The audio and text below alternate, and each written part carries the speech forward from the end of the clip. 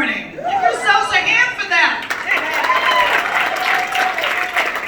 It's amazing to me what the power of working people can do when they're of one purpose. The Bible says if one or two people agree, then it comes into fruition, right? Verse doesn't exactly go like that, but I know you probably know what it is.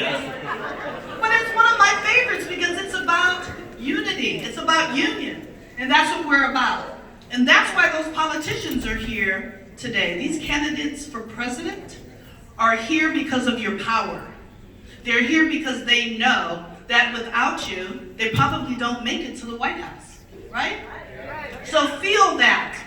Listen hard as folks are answering questions. And let's give a hand for the folks that will be asking those questions, because that can be sometimes a little intimidating. So for all the folks that will be asking questions, our member leaders. Right. So I actually am going to get it started, because y'all ain't here to listen to me. You guys want to get to it? We have a lot of stuff on the agenda. It is my pleasure to welcome SEIU Nevada Executive Board Member Clara Hilgado to the stage, who will introduce our first candidate.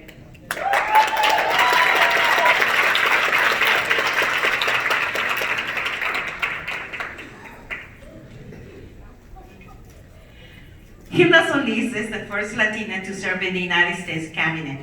When she served as Secretary of Labor under President Barack Obama, Supervisor Solis was the first elected to public office in 1985 as a member of the Rio Hondo Community College Board of Trustees. She was the first woman to represent the San Gabriel Valley in the California State Legislature. And in 1994, she made history by becoming the first Latina elected to the California State Senate. She now is serving as a member of Los Angeles County Board of Supervisors. Supervisor Solis is here as a representative of former Vice President Joe Biden. Please welcome LA County Supervisor and Joe Biden surrogate, Hilda Solis.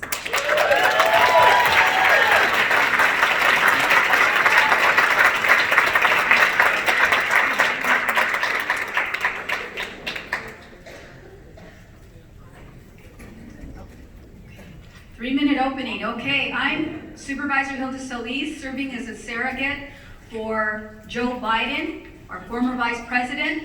I'm here to tell him that he is here with you. Is labor in the house?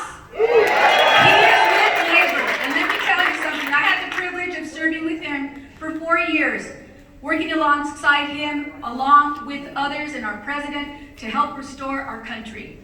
What you're seeing happening right now is unfortunate with respect to labor and collective bargaining, especially the treatment of immigrants and working class people who are working hard day in and day out, trying to make ends meet, not having enough to put on their table, and also to have those protections in the workplace that we fought hard to put in place under the Obama-Biden administration. I was very happy to serve with them to get the funding that we needed for enforcement, for wage enforcement, to minimize wage theft, to promote collective bargaining, and to infuse dollars in the healthcare arena. Thank goodness that we have the Affordable Health Care Act, that it is there. It provided 20 million people with coverage. And if you have a pre-existing condition, which many folks I know do, thank God that we have this protection, because the gentleman there that occupies the White House would like to take it away. With respect to immigration, I would say that Joe Biden was there negotiating the Big 8 when we were trying to get immigration done for 11 million people. He did support DACA. He does support an expansion of immigration reform and also healthcare access. But more importantly, we're here today to talk about unions, collective bargaining, and making sure that we have all people involved in the fight for $15 an hour. We did it in New York, we did it in Los Angeles, we should do it everywhere.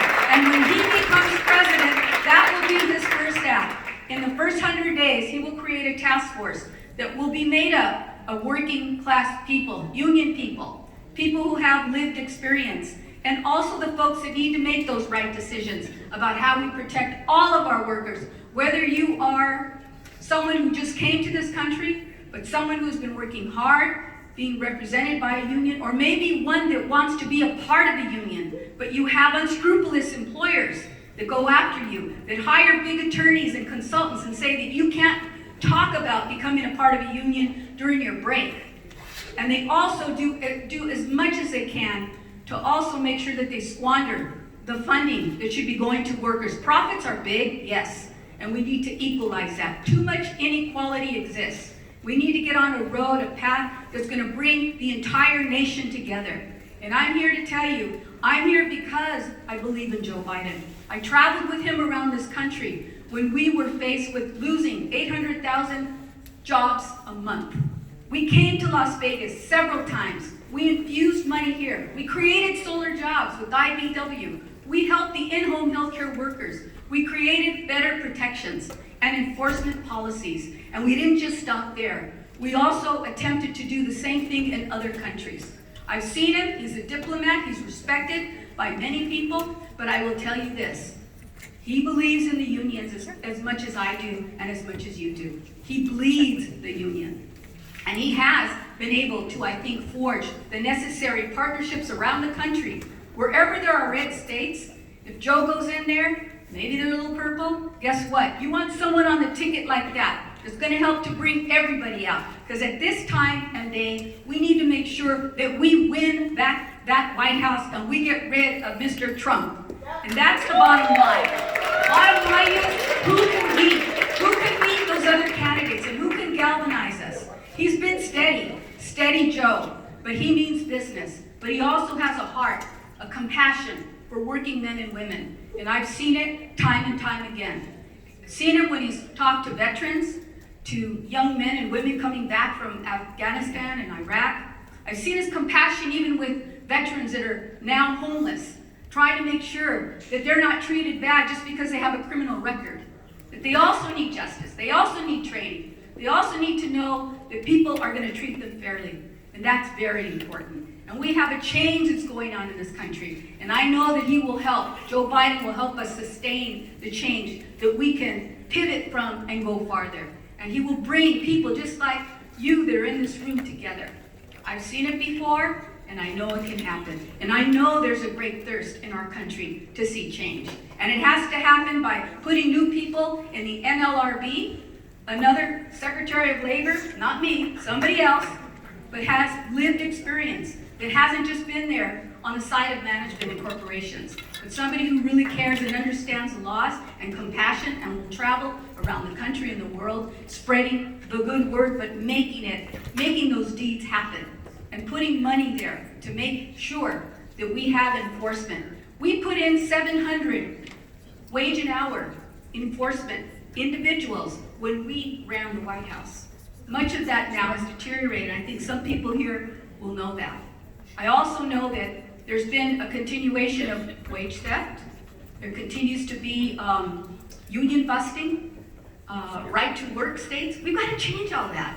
And I think that Joe Biden will be the guy, the person, who stand up and say, welcome, come into my house. Let's sit down, let's sit at the table. I saw him do it while I was there, serving alongside him during the Recovery Act, making sure that that money came home to places that had been totally obliterated, just like what happened in Ohio and Pennsylvania, Wisconsin, and Detroit.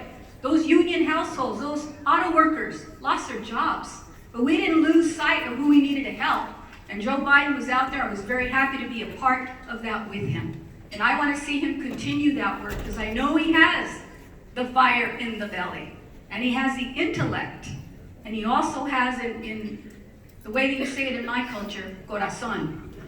But he also has ganas. You know what ganas is? That's a fire in the belly. That's a fire in the belly that says, I'm not giving up. And the man is tenacious. And I can tell you, he will have a good partner, Mrs. Biden, who is also a college professor who cares about children. They both care about making sure we have quality education, child care, and we do everything we can. Thank you. Remember the name, Joe Biden. Thank you, Secretary Solis. We're going to get ready with our questions. Our first questioner is Mary Franklin. Yes, hi, my name is Mary Franklin, and I am a non-union healthcare worker. Working families, seniors, and people with disabilities are all struggling. At the same time, right here in Nevada, we do not have the workforce to meet the growing demands because the majority of home care workers do not have a union and are paid poverty-level wages and have no benefits. What are Joe Biden's plans? This is a two-part question. What are Joe Biden's plans to fix our long-term care system so that those who need care can receive it? And what is Joe Biden's plans to make it easier for caregivers to join the union so that